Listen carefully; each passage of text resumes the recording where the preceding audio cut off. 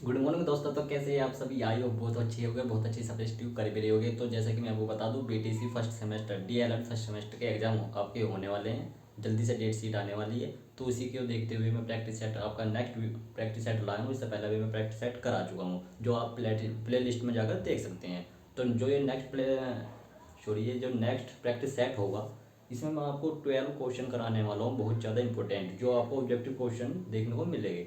ठीक है, और इसमें से ज़्यादा नहीं तो काफ़ी क्वेश्चन आपको मिल जाएंगे देखने के लिए, जो मेरे प्रैक्टिस सेट हो गए। इसमें से भी दो एक क्वेश्चन तो जरूर लग जाएंगे, एक बार जरूर देखना। ठीक है, चलो करते हैं आज की क्लास को स्टार्ट। देखिए, जैसे कि मैं आपको बताऊँ, चैनल का नाम आपको करंट अफेयर इंस्टीट्यूट है, सब्सक्राइब कर लेना है, शेयर कर देना है। ठीक है, चलो करते हैं स्टार्ट। आगे जो पहला क्वेश्चन रहने वाला ये है, बचाव निदान का उत्तम स्तर क्या है, यह कथन किसका है? ये आपको कथन बताना है। जो बचाव निदान क्या होता है, देखो बचाव आप सबसे पहले क्या बताओगे, जो बचाव का मतलब क्या होता है, निदान का मतलब क्या होता है। निदान निदान होता है एक प्रकार का क्या, किसी चीज़ का उपचार ढूंढ लेना। जैसे कहते हैं इसको, ये बीमारी है, इसका निदान ढूंढना है, उसका हम क्या करते हैं, निदान ढूंढ भी लेते हैं। कुछ ऐसे भी रोग होते हैं जिसका हम निदान नहीं, बस उसकी रोकथाम कर सकते हैं। जैसे काफ़ी ऐसी बीमारी जो जानलेवा होती है, जिसका हम क्या कर सकते हैं, रोकथाम कर सकते हैं, पर उसका निदान पूर्णतः संभव नहीं हो सकता।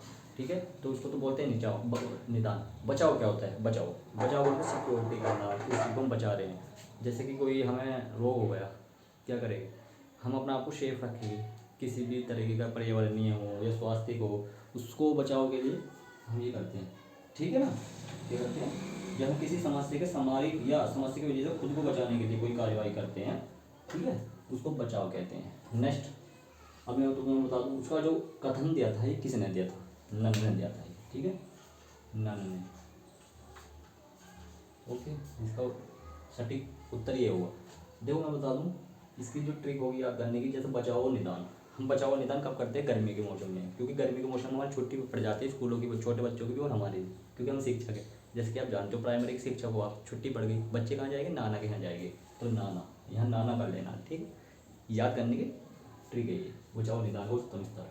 नेक्स्ट है, प्रयोग प्रदर्शन विधि सर्वाधिक उपयोगी है। प्रयोग विधि, प्रयोग तो आप जो जानते हैं यूज में लेना है, तो प्रदर्शन विधि है सर्वाधिक उपयोग किस क्षेत्र में है, किस पढ़ाई में है, किस शिक्षण में है, तो विज्ञान शिक्षण में सबसे ज़्यादा है। क्योंकि प्रयोग क्या होते हैं, प्रोजेक्ट होते हैं, उसमें प्रयोग होते हैं, कहते हैं मैं जो परीक्षण कर रहा हूँ वो कर रहा हूँ, तो विज्ञान में, विज्ञान शिक्षण में, विज्ञान शिक्षण में। ठीक है, काम करते हैं विज्ञान शिक्षण में। शिक्षण की अगर सबसे सर्वोत्तम विधि किस माना गया है, प्रयोग प्रदर्शन विधि को, यही शिक्षण की सर्वोत्तम सर्वोत्तम विधि है। ठीक है, क्या है, सर्वोत्तम विधि है। इसके जनक पूछ लेगा कौन है, डेविड जॉन मोरिविल। कौन है, जॉन मोरिवल, जॉन मोरिविल कौन है, इसके जनक, किसके, इस प्रयोग प्रदर्शन के। नेक्स्ट क्वेश्चन है, सूक्ष्म अवलोकन में निरीक्षण, सूक्ष्म अवलोकन, ठीक है, सूक्ष्म अवलोकन में निरीक्षण आवश्यक जो सहायक शिक्षण प्रवृत्ति है, वो कौन सी विधि है।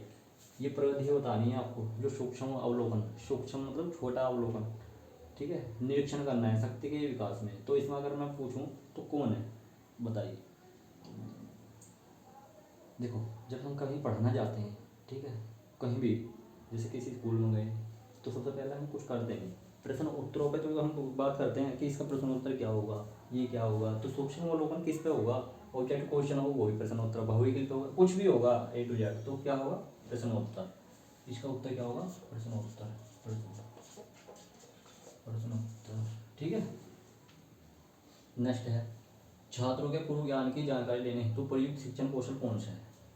जैसे छोटे बच्चे हैं, देखो आप डाइट में गए हो, सॉरी इंटर्नशिप के लिए किसी भी स्कूल में गए होगे, तो वहाँ पे क्या करोगे, बच्चों को सबसे पहले क्या पढ़ाओगे, सबसे पहला अध्याय क्या माना गया है, तो प्रस्तावना कौशल, प्रस्तावना, जैसे कि संविधान में सबसे पहले प्रस्तावना को माना गया है, इस तरह आपको भी बच्चों को क्या बताना है, प्रस्तावना कौशल के बारे में बताना है। तो सबसे पहला अध्याय क्या माना जाता है, क्या कार्य माना जाता है, प्रस्तावना कौशल को। तो वही बात इसी ने कहा है कि शिक्षण अधिगम हेतु, सॉरी छात्रों के पूर्व ज्ञान की जानकारी लेने तो प्रयुक्त शिक्षण कौशल कौन सा है, तो कौन सा है, प्रस्तावना कौशल, प्रस्तावना कौशल। ठीक है, नेक्स्ट क्वेश्चन है शिक्षण अधिगम हेतु दिया गया सूक्ष्म सॉरी शिक्षण अधिगम हेतु दिया गया उद्दीपन मार्गदर्शन दिशाबोध प्रोत्साहन क्या है। देखो इसमें जो रिलेट करना है मार्गदर्शन और दिशाबोध को, ठीक है। जो मार्गदर्शन दिशाबोध और प्रोत्साहन है किसने दिया है, ठीक है। तो ये अब जो रायबर्ट ने दिया तुम्हारे राजन के मॉडल में वो गलत है, इसका जो उत्तर होगा बार्टन होगा, ये बार्टन ने दिया है, ठीक है। और मैं तुम्हें बता दूं ये केवल बोलना ही नहीं है, मार्गदर्शन ये एक सम्मानजनक क्या है व्यवसाय भी है। जैसा कि मैं क्या कर रहा हूँ आपको मार्गदर्शन दिखा रहा हूँ, दिशा बोध करा रहा हूँ, ये खाली बोल ही नहीं रहा हूँ, ये एक सम्मानजनक पद भी है, चाहे बोले तो शिक्षा, इस तरह याद कर लेना है, ठीक है। नेक्स्ट क्वेश्चन है प्राचीन कालीन शिक्षण विधि थी, जो प्राचीन काल थी तो उसमें शिक्षण ओके इनसे अलग बर्टन से अलग दोनों हो जाता क्लार्क ने और एच सी मोर्सिन ने, ये याद लिख लेना मुझे जो मैं बोल रहा हूँ, ठीक है। क्योंकि इससे अलग और भी आ सकते हैं तुम्हारे सुन ऑब्जेक्टिव क्वेश्चन में, तो उस पर भी आपको देखना होगा। प्राचीन काल में शिक्षण विद्या कौन सी थी, तो कौन सी थी, शिक्षक केंद्रित थी। इसके बारे में बताता हूँ, शिक्षक केंद्रित।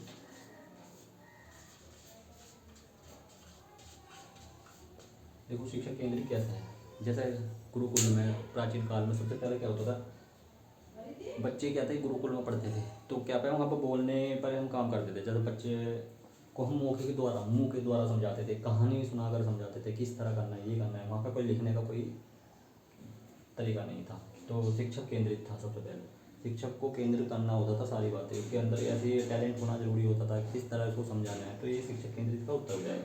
शिक्षण करते समय ध्यान रखना चाहिए, क्या रखना चाहिए बताइए। अगर जैसे शिक्षक ने तो वो करते समय शिक्षण करते समय मतलब हम पढ़ा रहा हूँ, मुझे सबसे पहले किस चीज़ पर ध्यान रखना चाहिए बताइए।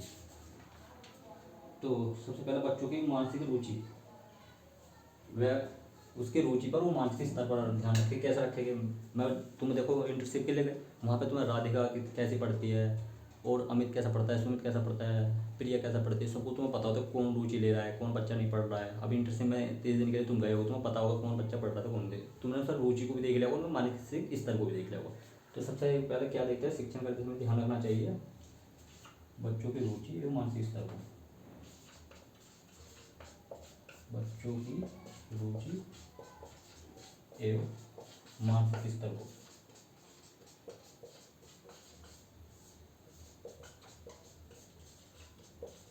नेक्स्ट क्वेश्चन है शिक्षण को सुव्यवस्थित व प्रभावपूर्ण बनाने का माध्यम क्या है। प्रभावपूर्ण बनाना है इनको बताओ, मतलब इफेक्टिव होना चाहिए।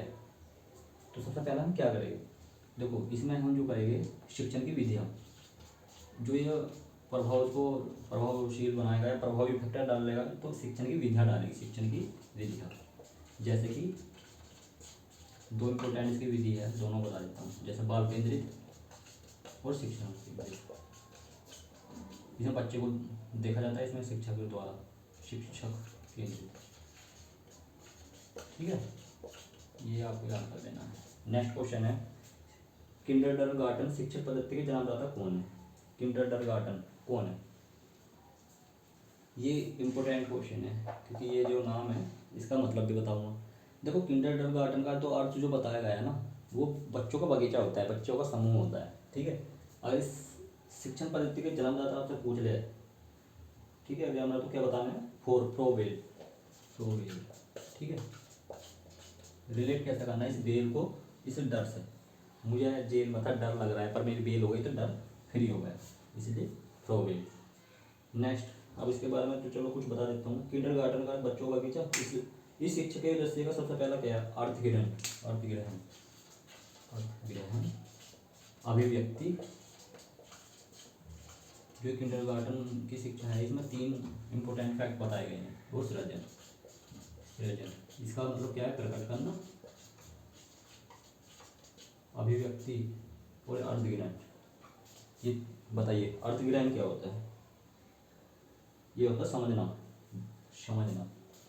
मुझे समझना है, जैसे समझना, भाव ग्रहण करना। अभिव्यक्ति बतानी, जैसे कि तुम्हारे आर्टिकल 19 से अभिव्यक्ति की वो बताई गई है, तो उसका अर्थ क्या है अभिव्यक्ति का बताइए।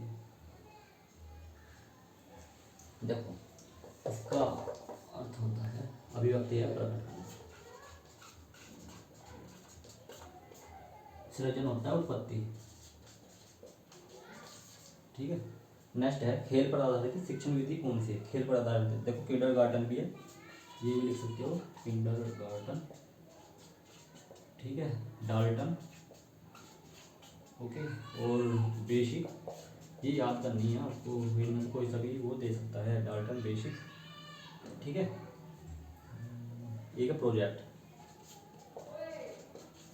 ये सब विधि आपको याद कर लेना है। नेक्स्ट क्वेश्चन है सहयोग की भावना का विकास संभव किस तरह है समूह कार्य में, ठीक है। जैसे सहयोग मुझे करना है, किसी सपोर्ट करना है बच्चों का या किसी टीचर का, तो उसमें भावना का विकास किस तरह संभव है समूह कार्य करके, समूह कार्य द्वारा।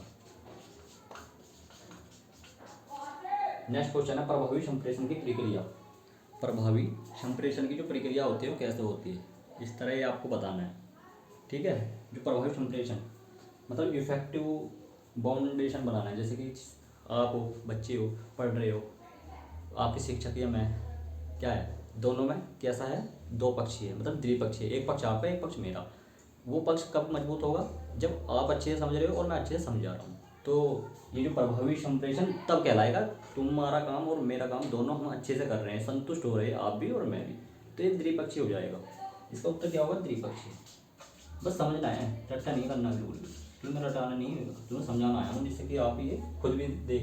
ऐसे क्वेश्चन तो करते हैं कि भाई इसका कथन है वो तो याद करना होगा, लेकिन कुछ चीज़ें ऐसी होती है जो खुद आप उत्तर ढूंढ लेते हो। तो कैसे लगी क्लास जरूर बताइए। और हाँ, उससे बाद मैं तुम्हें बता दूँ, आपको किसी भी राजनीतिक या किसी भी पवन कोई से मॉडल में कोई दिक्कत आ रही है, कोई प्रैक्टिस सेट कराना है आपको किसी भी सब्जेक्ट का, मैथ का, विज्ञान का, हिंदी, सामाजिक, कोई सा भी है, तो मुझे कमेंट बॉक्स में बता सकते हैं, इसी वीडियो में डाल सकते हो सर इस पे वीडियो लाइए, मैं वीडियो ले आऊँगा, क्योंकि मेरा जो मेन पर्पस है आपकी हेल्प करना है, ठीक है। तो कैसी लगी वीडियो जरूर बताएं कमेंट बॉक्स में, और अपने सभी दोस्तों को इस वीडियो को पहुँचाएँ, ठीक है। और अपने ग्रुप में जुड़ना ना भूलें, टेलीग्राम पे भी ग्रुप है और व्हाट्सएप ग्रुप भी है, ठीक है, इस DRF फर्स्ट सेमेस्टर का। तो मिलते हैं नेक्स्ट वीडियो में, जय हिंद।